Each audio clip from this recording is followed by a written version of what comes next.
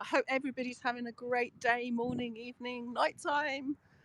Just having a little stroll. I had to be in Brighton, so I thought I'd just share some of this scenery with you in case some of you haven't been to Brighton before.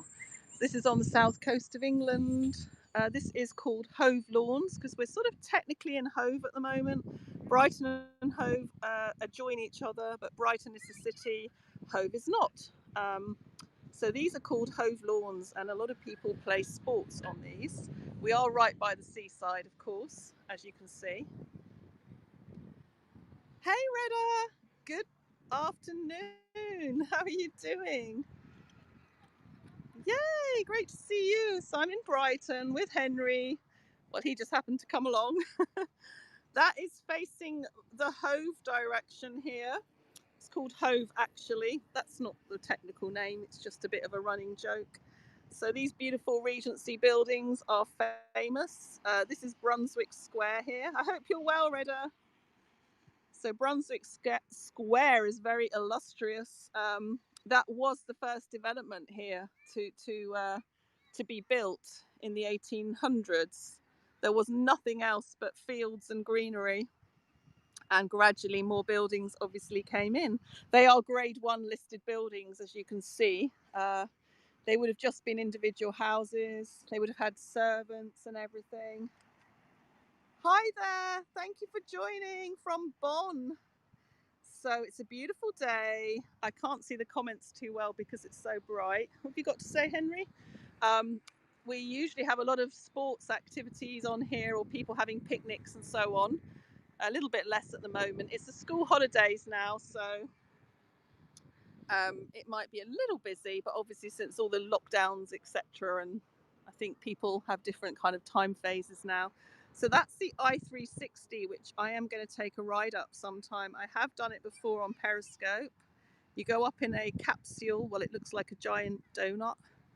Oh, it might be coming up. I'll show you if it starts going up.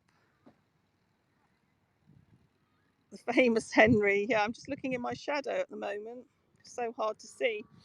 That I'll walk along the seafront to show you the some structures here. Wasn't necessarily planning. This is a little random, but as I have signal, which is incredibly hard to get when it's busy down here, I thought I would share some of the views. So Henry can't be let off the lead at the moment.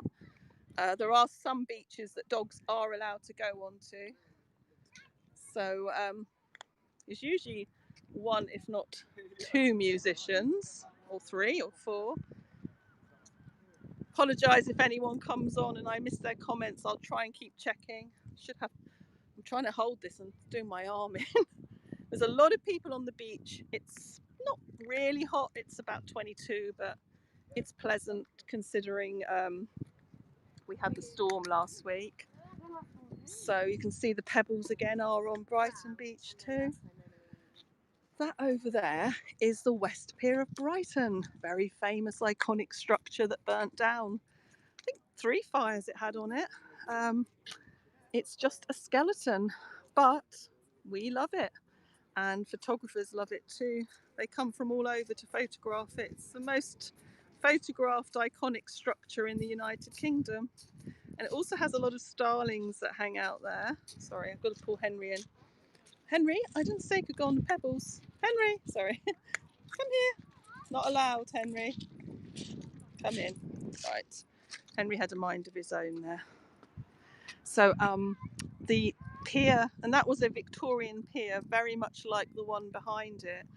From I think about 1850 it was built. Obviously it used to join onto land, and when we go past it, in the hope we still have signal, you'll be able to see the structures. It was longer than the pier, which is still operational and has a fun fair on the end. That's called Brighton Palace Pier, which is this one here. And you can see the fun fair there. I'm probably missing comments, but I will catch up on them afterwards. So, yeah, you can see the rides go right up to the end of that pier. That's a Victorian pier as well. That's from about 1900. And that's called, it used to be called the Palace Pier, then the Brighton Pier. Now it's the Brighton Palace Pier. Hope everybody's having a wonderful day. So I'm going to walk along, guys. If you've got any questions, let me know. There's also a very famous Victorian bandstand which we're going to come up to.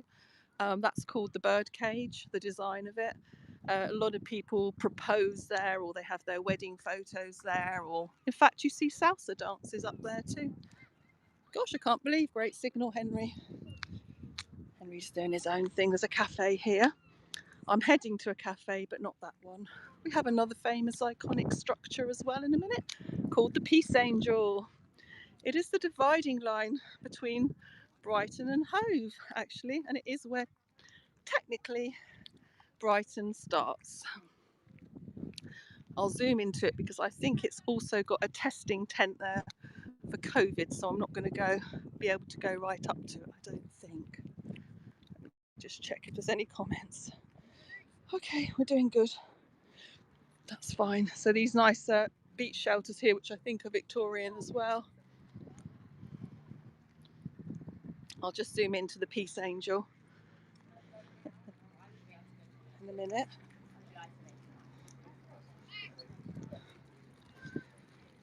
And keep walking.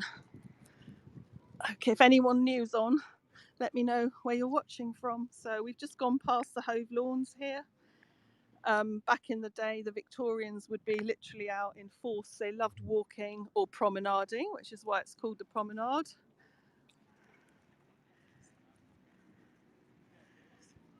So there's the Peace statue. I'll zoom into that in a minute. There's some nice sitting out area. Actually, I'm going to go and grab myself a coffee. Yeah, there's the Peace statue there. Hang on, I'll zoom into that. Peace Angel.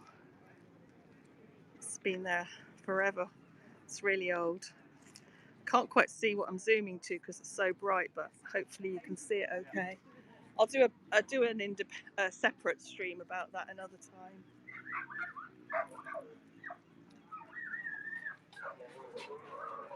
Oh dear, dog chaos I hear.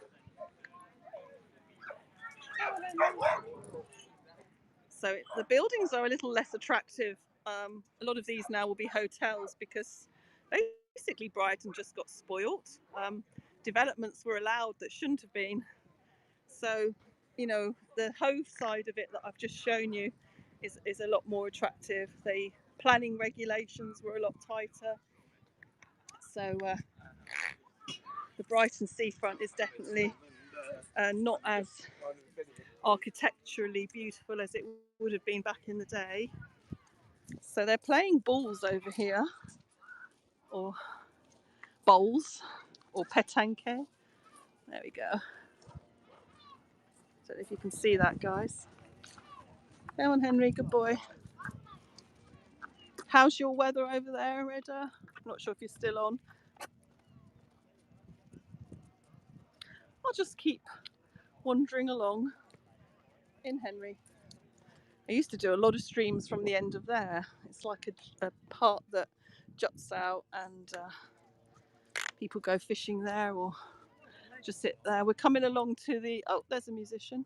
We're coming along to the Birdcage Victorian bandstand now. You can see why it's called a birdcage. I've seen all kind of dancing there. I'll zoom into that for you guys so you can see a little bit more clearly. 1 second. We are going to go up that one day, that vertical cable car. It's British Airways vertical cable car. Right, hang on, there it is, the Victorian bandstand, which I have done a stream from. It's got a most beautiful floor. I guess it does look a bit like those bird cages. Oh, Henry, right. I'm going to have to sort Henry out now.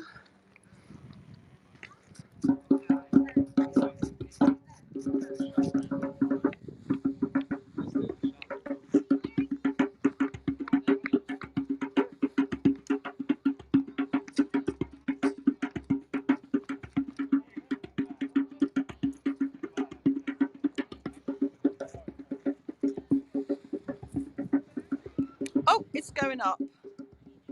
It's going up. There it is. I might finish this one and come back in a minute. So there'll be a part 2. Thank you to everyone who's joined part 1. Over and out from the iconic sights of Brighton. Bye for now.